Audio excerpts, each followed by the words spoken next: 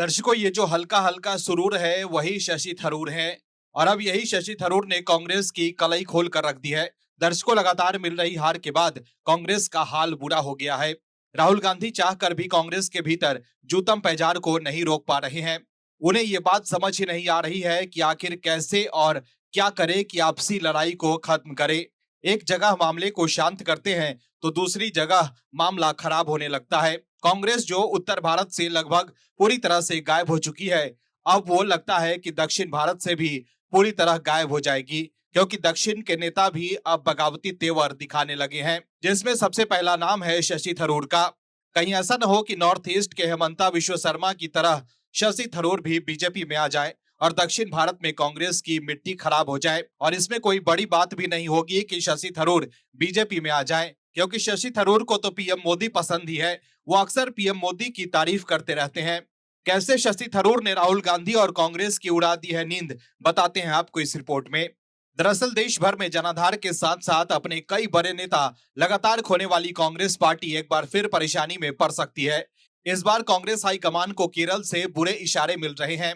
Party सांसद शशि थरूर ने एक ऐसा बयान दिया है जिससे लग रहा है कि अब वो आर पार का मन बना चुके हैं।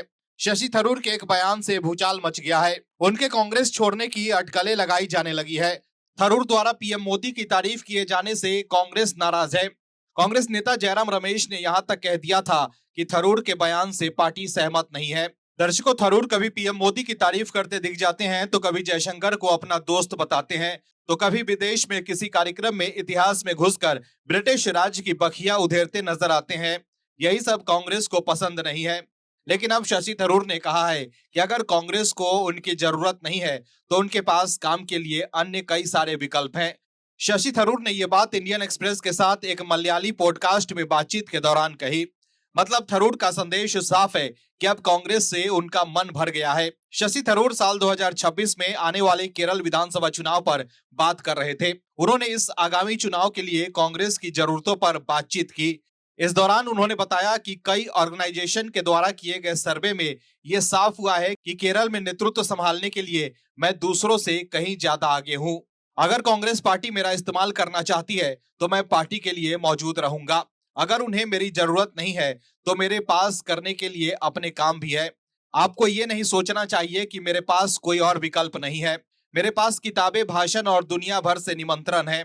थरूर ने बताया कि सोनिया गांधी, मनमोहन सिंह और केरल कांग्रेस के नेता रमेश चेन्निथला सहित वरिष्ठ कांग्रेस के नेताओं के आग्रह पर ही वो संयुक्त राष्ट्र में अपना कार्यकाल पूरा करने के बाद अमेरिका में अपनी आरामदायक जिंदगी छोड़कर वापस भारत में राजनीति करने आए थे।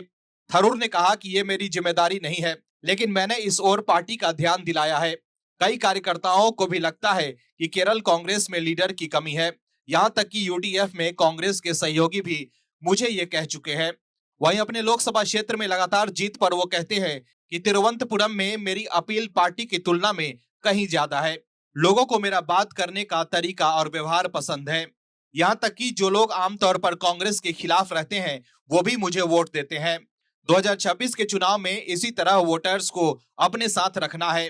तो देखा आपने कैसे शशि थरूर कह रहे हैं कि वो लोकसभा में अपनी बदौलत जीतते हैं।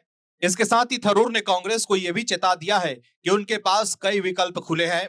ऐसे में क्या अब शशि थरूर दूसरे हेमंत विश्व शर्मा बनने जा रहे हैं?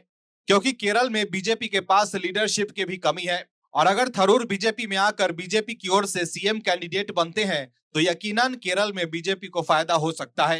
Bureau report, OMH news. आप दर्शकों से विनम्र निवेदन है कि चैनल को सब्सक्राइब जरूर करें